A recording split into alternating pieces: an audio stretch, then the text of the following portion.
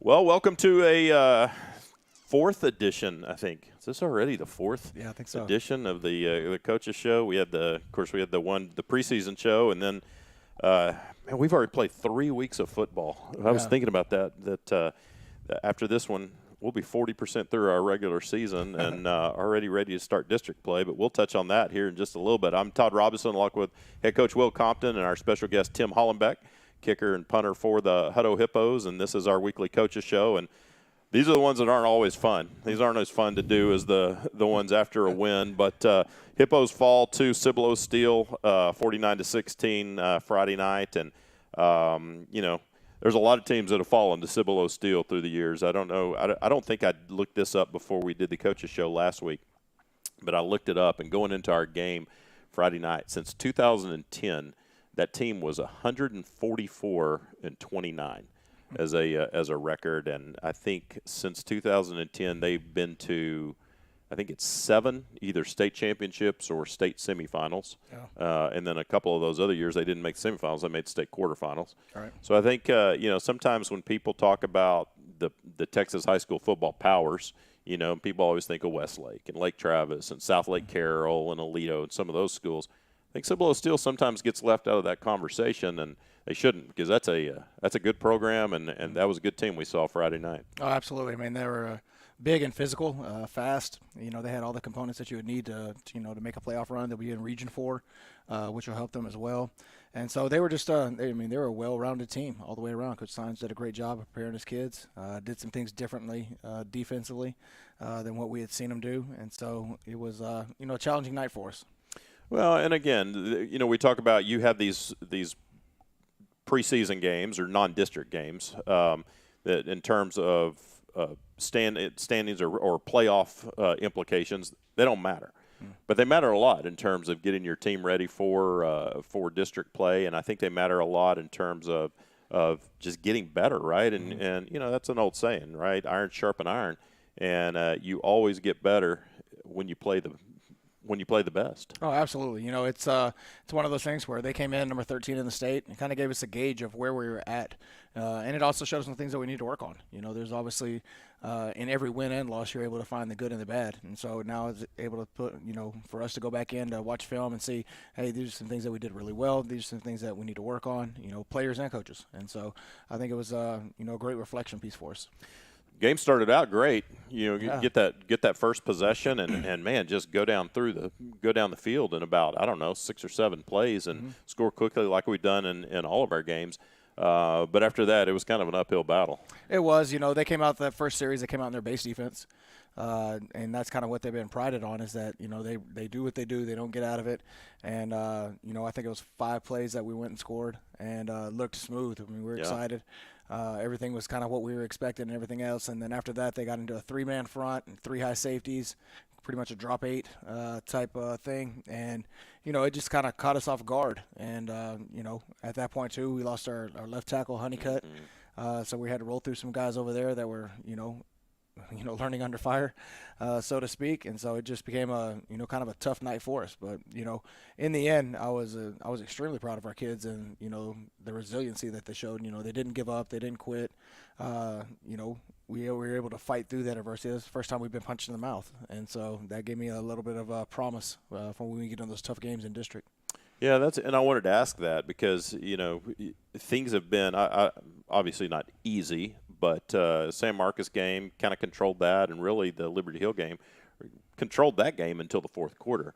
So I think this was the first time, especially going into halftime, that you had some adversity you were going to have to overcome. And so what was the message to those kids? You're down 35-7 at halftime, and I know for some, a tendency is to hang your heads and go, man, we can't hang with these guys. And so what do you tell guys when it's a situation like that? Is it like, hey, play it play by play? Is it series by series? What's the message? No, we had our coordinators break with the offensive defensive staff, and they began talking, and I went straight to the locker room.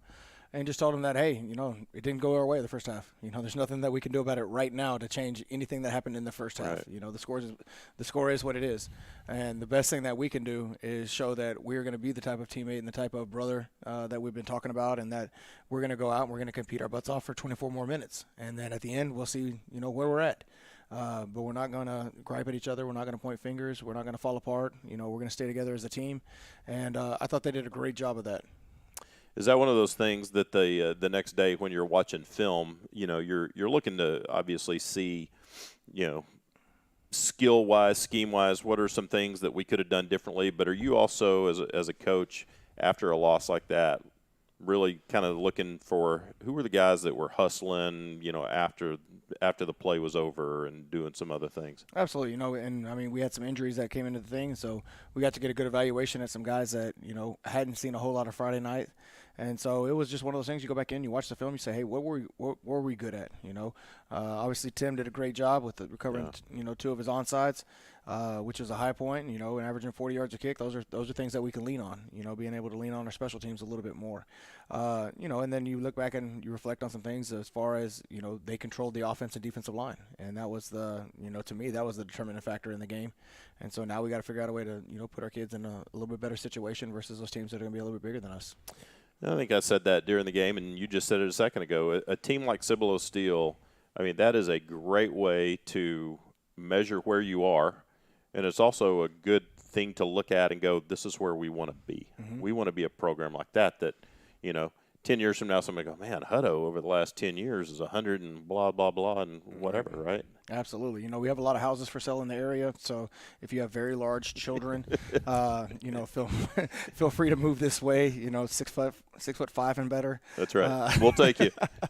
No, all joking aside, absolutely. I mean, they have a story program, a lot like Hutto does, and I think it was a good test, and we did some good things in there.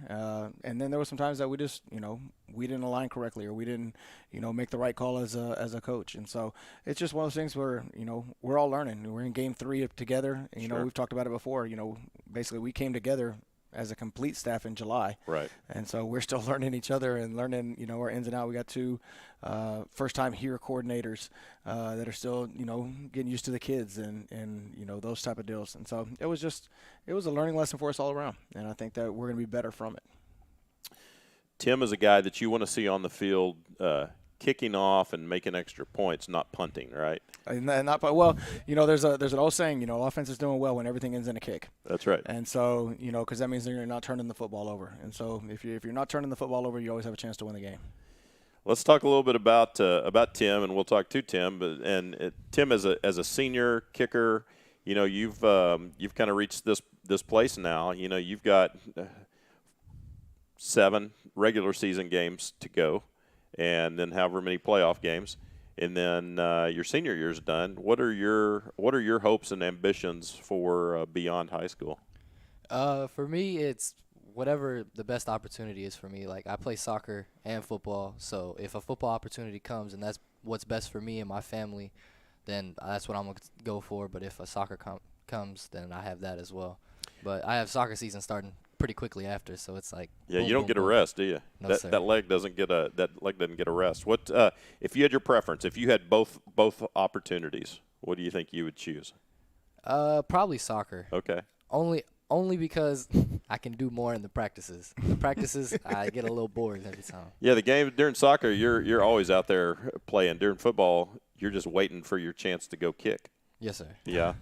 Talk a little bit about your obviously your place kicking and what have you done over the last couple of years to make yourself better? Have you been going to camps? Do you have a special teams coach, like a private coach that you work with? I've actually gone to one camp ever. Really? Most of the stuff I've learned is from previous seniors, Evan and Eduardo. Yep. They taught me a lot because this is the first year I've actually place kicked and done many kickoffs. I did a couple last year. But I learned a lot from them because they went to the camps. But, like, on my weekends, I have soccer for my club. So they were the ones that would go to those camps, find stuff out, learn stuff from them. And then they would bring it back. And at practice, when we're sitting on the sideline, they would teach me more. Okay. And it helped me improve. So I owe a lot to them. Do you watch YouTube videos or anything that shows you extra little technique things that you can do? Yeah, here and there. Especially last year when I started rugby. that rollout kick, I had to watch a lot of videos on that because that was something I've never done before. When you against Liberty Hill, you made a really big play in that football game that I think oftentimes those kind of plays go unnoticed. But you were, I think we were up by 14 at the time, and you were back to punt. And we're about to give them the ball, and, you know, they're going to be able to maybe, if they drive down, they cut it to a one-score game. And you decided you were doing that little rollout punt, and you decided to keep it and run with it. Was that purely your decision to do that? Yeah, it was something we've been talking about from the start of the season, that if I think I can get it, then I should go for it. And Brody looks at me before, because it's up to Brody. If Brody seals the edge, then I can go. Brody looked at me and gave me that look, and I was like, Brody, you get it, and I'm gone. And then so once he got it, I was like, let's get this. Because at that time, they'd been making that comeback and everything. Once I made that play, the sideline erupted, and I think they were out of it from there. It was a momentum killer for sure. So Brody just kind of gave you a little head nod. Yeah, he just looked at me and pointed at me. So I knew what was going. Did you start shaking a little bit? You get a little scared? Nah. No? I've done it too many times in soccer. Yeah. If I can do it dribbling a ball, I can do it while holding it. Well, that's true. But you weren't worried about getting hit? Nah, the offense can never die easy. But for me, I get the first down, I get out of bounds. Kickers don't like to get hit. Hey, you made a tackle. Matt made a tackle Friday night. Yeah, but it doesn't go on my stats because they called it back. Oh. But then I got the onside Okay. the next play, so Yes. that worked out. Okay, so talk a little bit. Let's talk about those onside kicks, because those were perfection. And onside kicks are tough. But is that something that you work on during practices? Yeah, I work on it here and there because it's something that doesn't take as much room, and it's something that we've been working on. Like, if they give that room, then go for it. The first one, he told me, he was like, I want to do it. They're wide open. Let's get some energy. And so I did it. And the second one, I was like, no, they're making the same mistake. They were even wider than they were the first time, actually. They were on the hashes, and I was like, this time we can easily get it. And so that was back-to-back plays. And the guy was actually, while we were on the field, he was telling me, he goes, I got chewed out the first time for not getting the onside, and now I'm about to get chewed out again because you just did it back-to-back. Oh, the guy, the Cibolo player, kid told you that? Yeah, because the second one, he came to charge it up. Yeah. Well, as soon as he passed the line, he hit the ball with him. We hit him. And so that's how we were able to recover. Yeah, because it didn't go 10 yards. It wasn't 10 yards yet, but he was trying to go get it. So he touched it. Yes. We couldn't tell if he had touched it or if they just kind of missed it. He kicked it back at us, and then I think it was Ty. Ty took him out, and then I think it was Maurice that picked it up or something. Maurice picked it up. And I was like, yeah. He was like, I'm gonna get chewed out again now because y'all keep doing this. Hey, you're 2 for 2 on onside kicks. Yes, sir. That's a great record. Yeah. Onside kicks are tough. Yeah, they are. And that was we had talked about it earlier in the week. I was like, man, they go 4 across. They leave a big hole, and I was like, we're just gonna call it roll, and then go up there and dribble it. And we practiced it a couple times, and then by Thursday, when we did it in walkthrough on Thursday or Friday, when we did walkthrough, I mean, it looked really, really good. Yeah. And so first one I was like, yeah, let's roll it. And the next one I was like, he's probably gonna roll it. And I didn't call it. And so when I saw it, it wasn't one of those things like, man, I didn't call that. I was like, yeah, we got the ball. Obviously we were at that point that we needed to do that. Just steal possessions, absolutely. So on kickoffs, you've got the deep kicks that you can try to kick it out of the end zone, and then you've got those sky ball kicks. Do you have a preference? Deep kick, easily. Yeah. Sky kick I leave to Eduardo from last year. Yeah. He's taught me a lot, though. I actually texted him after, Liberty Hill, when that first sky kick was not good. I scooped it, and I had to talk to him about it. I was like, how are you able to do this? And so I think I've gotten a lot better at it over the last week. What's the some ways when I see a kicker trying to kick a deep ball, I think of like when I try to hit a golf ball, right? And sometimes I feel like if you swing too hard, sometimes you don't get the results. Is there this – do you just run up and just try to kick it as hard as you can, or is it more a technique of just you don't try to kick as hard as you can, just make perfect contact? It's more of actually hitting it in the right spot of the ball than so much power. Like, he knows that sometimes when I hit it with too much power, it just, knuckles off and goes wherever. If I can hit the sweet spot, though, it'll get the height and the distance. And most people, when it's hanging in the air on a kickoff and you got Maurice running full speed at you, most people just want to leave it. So when did you decide to give football a try, give kicking a try in football? I wasn't going to play football at all. And then it was Brody and, Kenny. They convinced me 7th grade to play. And Gary was actually kicking before me, and then they switched to me, and I kicked field goals through middle school. 9th grade, I did kickoffs for the freshman team and field goals. Then COVID hit, and sophomore year, I came out, and I had a tryout for Austin FC with soccer and all that, so I quit football and I didn't play my sophomore year. It worked out because I ended up tearing my meniscus that year anyway, so I was going to miss the whole football season. And then last year I came back and then just punted. Yeah. And so that's kind of how the kicking. It's more of everyone else has convinced me to keep coming back, and I'm like, I might as well. Do you was the meniscus your plant leg or your kick leg? My left leg, my plant leg. Okay. Yeah. How long did that rehab take?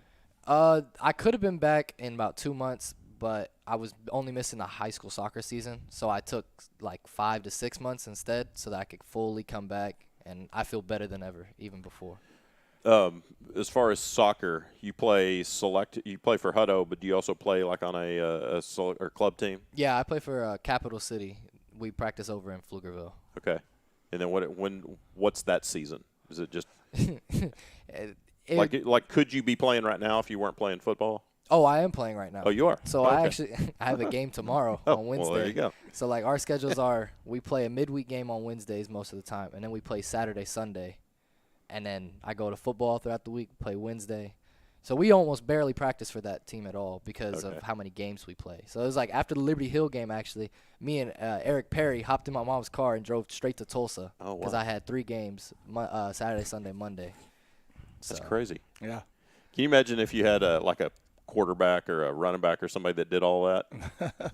No, it's you do see it a lot more now, especially since you want your dual sport athletes that, back in the day it was, if you played football, then that's all you're playing at this point. And, you can't do that right now. There's guys who are football, baseball guys that are going to want to get in the cages or, they're pitchers. They want to, get a couple innings in during their select ball games. And I think it's good. I think the more you can, you're out there, you're doing things, and you just got to listen to your body, about if you're feeling fatigued or whatever else. But, Tim gets to hang out for 90% of practice. That's what I was going to say. The guys, the skill guys, they're constantly running and burning a lot of energy. So it'd probably be a little bit harder for those guys versus a kicker who, isn't involved in every play during practice. Man, I used to be so jealous when I was at college of the kickers. Of the kickers? Yes, because we would go out there. They would do like pre-practice kicking. And so they kicked, and then they went inside for like the entire practice of 24, 32 periods that we had, and then would come out at the end of practice and then do all the special team stuff. And that was their day. I'm like, what do y'all do during the day? Oh, man, we got in some weights. We went down the team lounge. We hung out for a little bit. And then stayed in the air conditioning. Yeah, exactly. I was like, man. I was like, I got to learn to deep snap, and so that's why I taught Tristan how to deep snap. I was like, dude, I'm going to set you up better than I was. I'm going to make sure that you're able to go out and, be a deep snapper. There's a career for deep snappers. There is. In the NFL. He's been really helpful this year. Last year Carson LaPlante is a good deep snapper, but Tristan this year it's faster and more on point, and it's helped me with punts. And it makes a huge difference, doesn't it? The timing of the snap, the hold, the kick. I mean, we talk about, people think about kickers and just kicking the ball, but there's a whole, especially for place kicking, there's a whole kind of system that goes on there with and the timing, and you guys really have to practice on getting that timing down, right? You can even see it in the UT game this past week when Burt missed from the left hash the 20-yard field goal. The snap was off, like it was too low, and so you can see he hesitates on his second step, and that's when his foot opens up and he pulls it way left. We were completely changed the subject because you just said Burt. I thought it was so ironic that guy's last name was Auburn. And we were like, if he had made that field goal, I was like, I told somebody, I was like, the headline tomorrow is going to be Auburn beats Alabama. But then he missed it. Okay, so kickers generally are sometimes known as being kind of quirky, right? Are you quirky in any way? Nah, I think I'm pretty normal. Seems like it. I would agree. Seems like it. Of the years I've been coaching, he is by far the most normal kicker. Because, met Tim in the summer and just kind of, hey, Coach, I'm the kicker. I'm leaving tomorrow going to Spain. Okay, man. I'll see you in a couple weeks. Hey, Coach, I just got back from Italy. Like, man, I got to go on vacation with you. No kidding. But, as far as being able to talk, I think me and Tim have a great relationship. Being able just to visit on the sidelines about, hey, what are you thinking here? Hey, I think I can get it. I think I can put it in that spot, or I can do this. And just it's not like a normal kicker that has to stand over there by himself and nobody talks to him because he's just a mental head case. He's Tim's very level-headed, very calm and collected. When he goes out there, and so I think that's what makes him so great at what he does. Yeah, I think sometimes kickers, like you just said, they feel isolated. They're just kind of over by themselves, waiting for their time. But I feel like, man, you are just as much a part of the team as anybody else, and you really you enjoy the guys, right? I force them to do that. I mean, I drive a lot of them around when we go hang out anyway. So oh, is it's that like, right? You got to include me, or you're not getting your ride this week. That's smart. But they added me to the defense. They gave me a black jersey this year.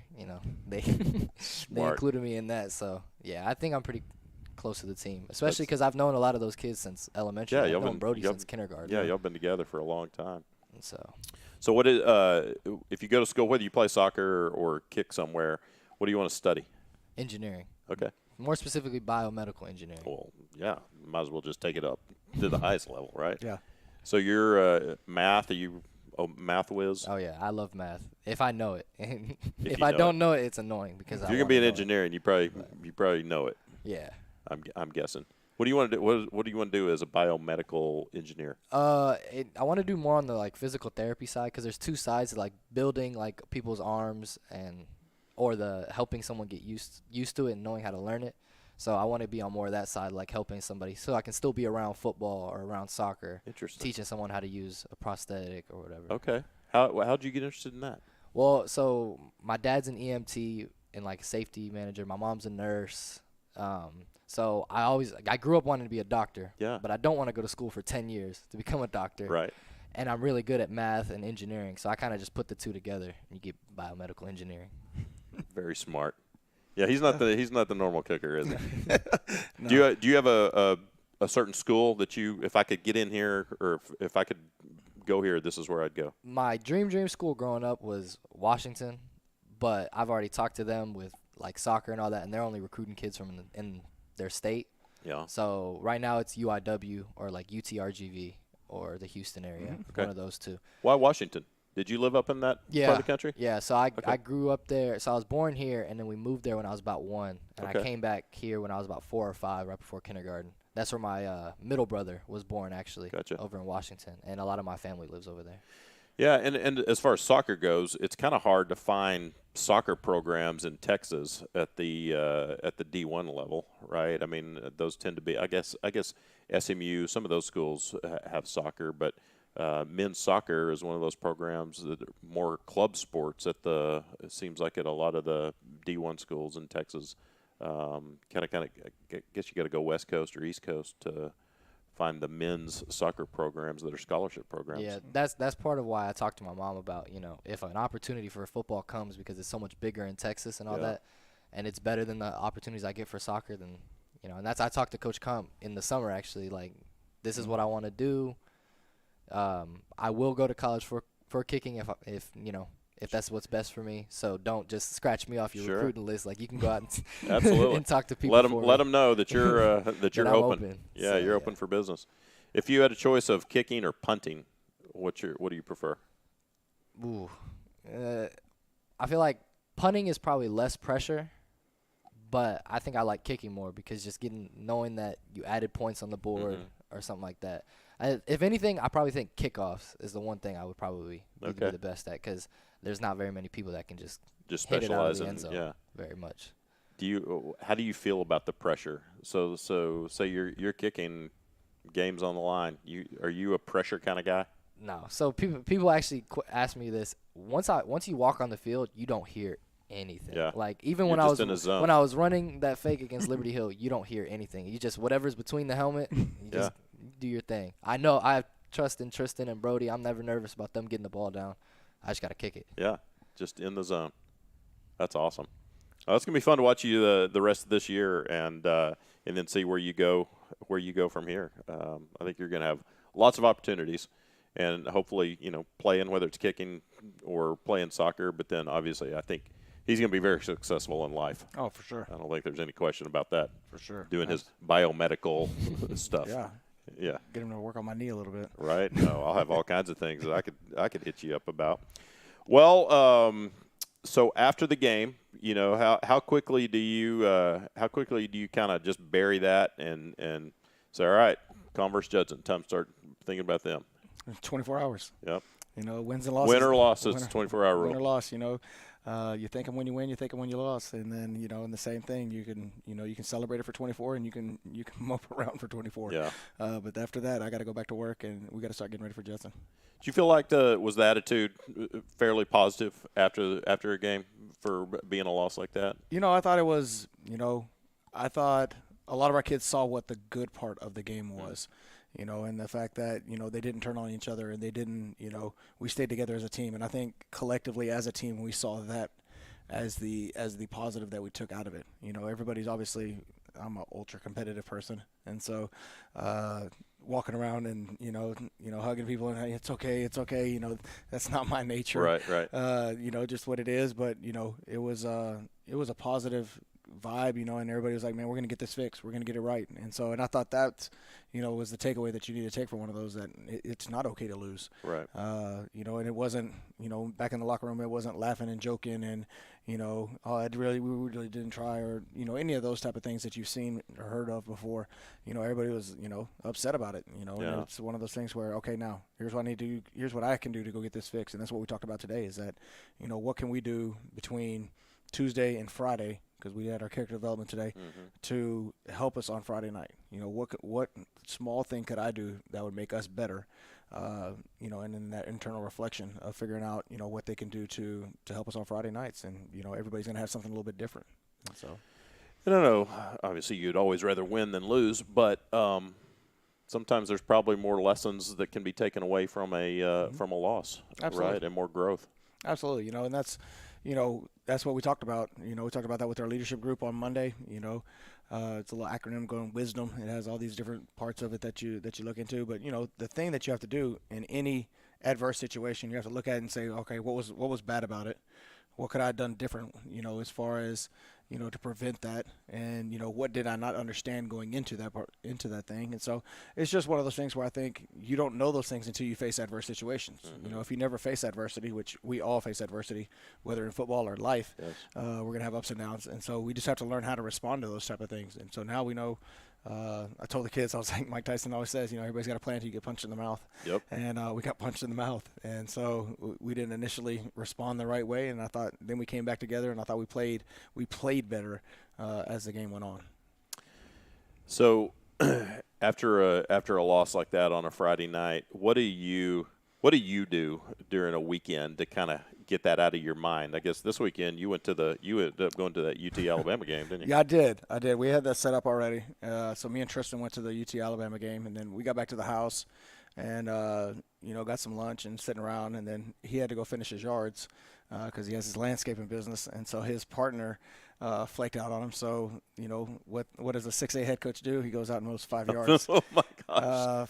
5 yards Saturday evening. And nice. So, yeah, I went out there, me and him, we knocked out some yards, you know, from about 5 to 7:30, 5 to 8, somewhere around there. And, you know, and then just hung out with the family for the rest of the day. And knowing you probably let him keep all the money. You didn't make him pay you anything for that, did you? He buys me good presents. So there you go. You know, sometimes I make him pay me, and then sometimes I let him buy me lunch and those type of things. So since I was helping him out, you know, I let him keep the money. That's great. Well, I think you have to have some way to kind of forget about Friday night for a little bit and turn that off, right? Yeah, you do. You got to, like, you know, by the come Saturday night, I'm kind of wanting to turn football off. I just don't want to see it. You know, because I've, you know, obviously you've watched Thursday night, Friday night. I go watch my son who played on Wednesday night last week. So Wednesday, Thursday, Friday, I was at games. Then Saturday, I'm watching film all morning long of the previous night. Kind of into the afternoon, I'm watching UT game. By that night, I was like, let's done. Yeah, I was like, let's find something on, you know, Prime. And your wife is probably glad for you to turn football off, you know, and for then, a little bit. Then we come back Sunday morning, and we're watching film all day Sunday until we get back, and, you know, then go home and have you know, NFL's on and watch that game. Yep. So nonstop that time of year. What is the schedule? A weekend, a Saturday, Sunday schedule for your coaches? So we go from 8 to 12 on Saturday. Okay. And then since Weiss played on Saturday night, we came in a little bit earlier. But normally we go 12 to 6 on Sunday. Okay. So we get. So it's a pretty full day. Yeah. So you get your 24 hours is kind of that 12 to 12. Mm-hmm. You get off at 12 and you come in at 12, and that's, you know, gives you a whole afternoon to spend with your family. And then my non-negotiable is that, we're able to go home and have dinner with our families on Sunday night. Good. And so that's something I always want to be able to do, whether it's steaks or whatever else, something I can post. On that nice big grill that you've got. Yes. The smoker. Got the new smoker. That is awesome. Yeah. I'll have to try some of your stuff. Some of those pictures you posted and stuff looked awfully good. Give us an update on middle school and then sub-varsity, JV and freshman. How are some of those folks looking? So the freshmen got their first win. I think Coach Casada told me the freshmen got their first win in 329 days. Dang. It had been a while. I think it's since Stony Point last year, he said, was the last time that they won a game. They looked really good. The freshman white group, beat Steele, looked really sharp. They got some explosive playmakers down there. On the other spots on our JV, we're getting better. We got to continue to, put the pieces together and go from there. Last night I was able to come out and I watched Farley's 7th grade. And I was excited to see them, watch the B team get a win, and watch the first half of the A team game. And so really excited about that group. And you can tell it's 7th grade football, and it's a big difference. Yeah, they're still learning how to put it in. Like, hey, send the blitz, send them, which is it's always fun to go watch them and just just be around those kids on the sideline. And so I believe we have Hutto here tonight, middle school, because we go Mondays and Tuesdays. Right. One of the groups is here, and so just excited to see all those guys play. Do you see some kids, like even at that 7th, 8th grade level, do you start getting your eye on some kids that you want to kind of track for the next couple of years? And yeah, absolutely. I mean, you go out there. What I always look for, I look for two things. I look for speed and size. Yeah. Where the big kids at? And so if you got big kids, then you got we're gonna have some of those linemen, like all those families that are gonna move in that are gonna be in the 6'5" kids. That's right. Yeah. But no, you see the big kids, and then you look for speed. This kid's got a different gear.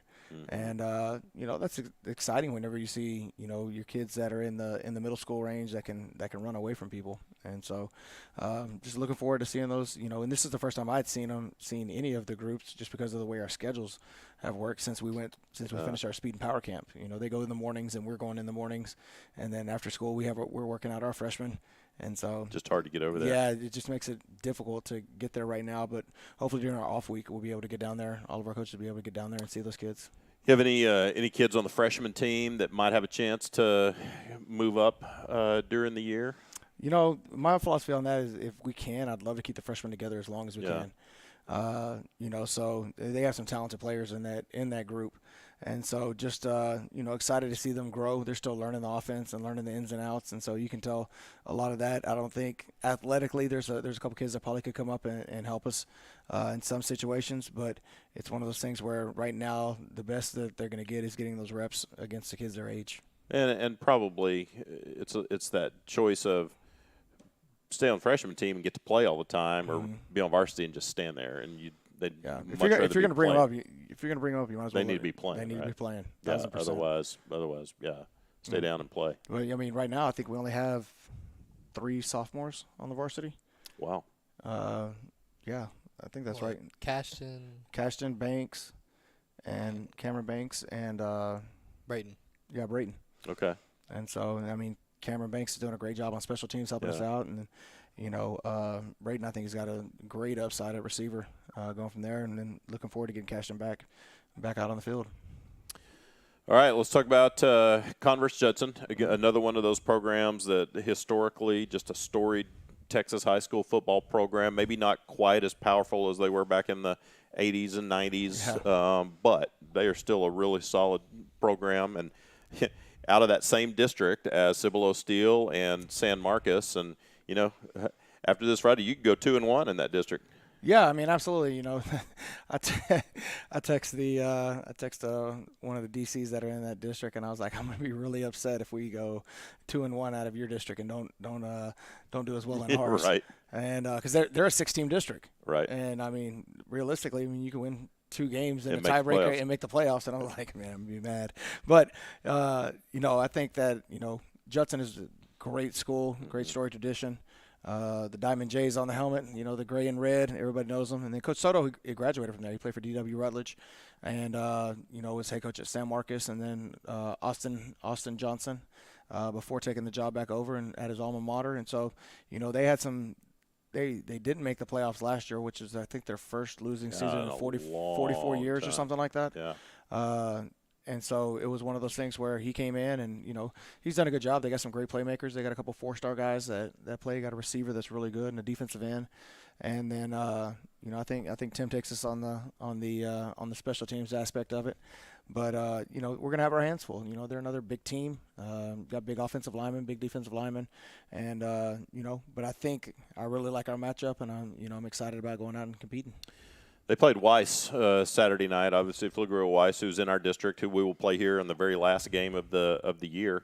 And a lot of folks know Weiss, and Coach Van Meter obviously used to be here, and there's some players that I'm sure some of these guys are friends with. But Weiss had struggled a little bit their first couple of games, and Weiss kind of put it on Judson, 28-13 Saturday night. So probably a lot that you could take from that film, both of Judson and Weiss. Oh, absolutely. I thought Coach Van Meter, Coach Hughes, Vernon Hughes, that was here, I thought they did a great job with their game plan offensively.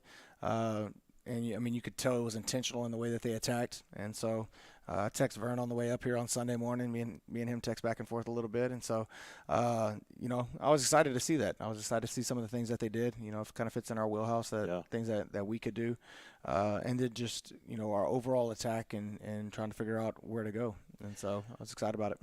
Looking at the stats from that game, it looked like Judson threw the ball more than maybe what they typically do, and I don't know if that was because they got behind and started trying to catch up. I think they threw the ball 60 times. That's what our coaches were saying. Like I've never heard of Judson throwing the ball like that. Yeah, they got back and they have a 4-star receiver that they're really trying to force the ball to, try to get him a lot of touches, and so it was. And I think once you get behind 14, then you got to start doing something a little bit different instead of just turning it out. And so, and they had a quarterback switch in there. Kind of mid-game, and so I think all those things are a combination of them trying to see what they could do with that. Yeah, it's still non-district for them too. Mm-hmm. So just like everybody, I guess that's the time that you kind of try to tweak things and try things out before you get into district play. So, well, big game Friday night. Obviously, still here at Hutto Memorial. It's kind of nice to have 3 games in a row. Not have to travel anywhere. But we'll wrap up non-district play with Converse Judson Friday night here at Hutto Memorial Stadium at 7:30, and then district play starts next week, and it all starts really mattering at that point. Absolutely. So go to Waco Midway next week and get it kicked off the right way. Well, we hope folks will join us here at the stadium Friday night. If you can't, then obviously you can watch it on watchthehippos.com, where we broadcast every game and then do this coach's show every Tuesday with Coach Compton. Tim Hollenbach, thank you for joining us. You're man, it's fun to talk to you and really fun to watch you play. And Coach, good luck Friday night against the Judson Rockets. I appreciate it. All right, have a great week, everybody.